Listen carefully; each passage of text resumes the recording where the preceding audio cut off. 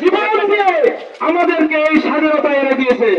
আপনারা জানেন যে স্বৈরাচার শেখ হাসিনা আমাদের পরে যে জুলুম এবং নির্যাতন করেছে, তাদের পতন হয়েছে, নির্মম পতন হয়েছে। এই সমাজের মানুষ আওয়ামী লীগ বলে কোন নিশ্চিন্ন রাখবে না, সেইভাবে পতন তাদের হয়েছে। এই বিজয় কিন্তু সম্পূর্ণ বিজয় নয়। আপনাদেরকে আমি আহ্বান জানাবো, এই বিজয় ধরে রাখার জন্য পাড়া মহল্লায় কুচক্রী মহল আছে, সেই কুচক্রী মহলদেরকে আমাদেরকে প্রতিহত করতে হবে। আমরা আপনারা জানেন এই বৈষম্য বিরোধী ছাত্র আন্দোলন যেদিন প্রথম থেকে শুরু হয়, আমরা মুষ্টিমেয় কয়েকজন আইনজীবী তাদের সাথে সংহতি প্রকাশ করার কারণে এই বার থেকে যারা আওয়ামী মনা তারা আমাদেরকে হুমকি দিয়েছিল যে তোমাদেরকে দেখেতে হবে কিভাবে তোমরা এই বারে আইনজীবী হিসেবে কাজ করতে পারো। কিন্তু আমাদেরকে আজকে এই স্বৈরাচারের পতন হওয়ার কারণে আজকে আমাদের আল্লাহ সম্মান বাড়িয়ে দিয়েছে।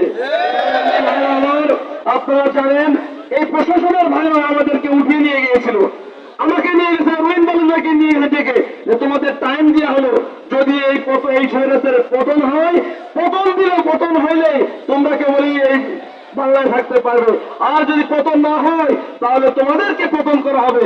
কিন্তু আল্লাহ আমাদেরকে ইজ্জত বাড়িয়ে দিয়েছে, আমরা সসম্মানে এই দেশের মাটিতে বিজয় অর্জন করার কারণে আমাদের স্ব স্থানে এবং আমাদের আইন অঙ্গনে আমরা কাজ করতে পারবো, এই আশাবাদ ব্যক্ত করি।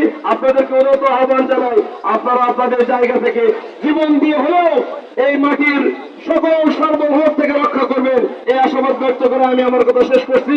আসসালামু আলাইকুম ওয়া রাহমাতুল্লাহি তাআলা ওয়া বারাকাতুহু।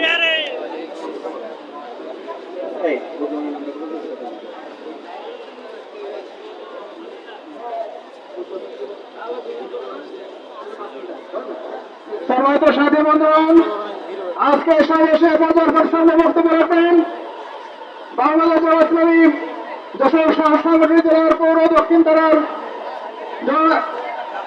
জামাত নেতা জনাব বদরুজ্জামান, বক্তব্য রাখছেন জনাব বদরুজ্জামান।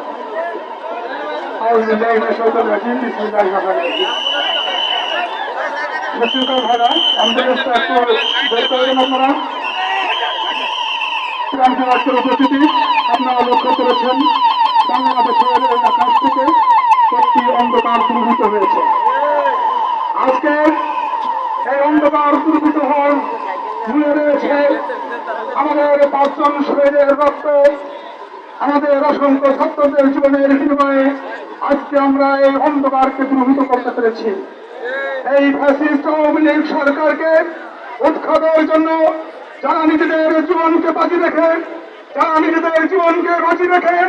যারা নিজেদের রক্তকে বিলীন করে দিয়ে আজকে আমাদের এই পরিবেশ সৃষ্টি করে দিয়েছে, আমি সর্বপ্রথম মান আল্লাহ রাব্বুল আলামিনের দরবারে তাদের শাহাদাতের সর্বোচ্চ শাহাদাতের মর্যাদা কামনা করছি। আজকের উপস্থিতি আপনাদেরকে ছোট্ট একটু কথা বলতে চাই।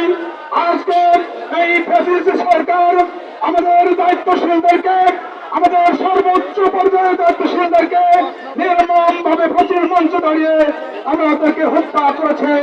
আমরা আজকে সেই রক্তের কাজ দাঁড়িয়ে প্রতিজ্ঞাবদ্ধ হতে চাই।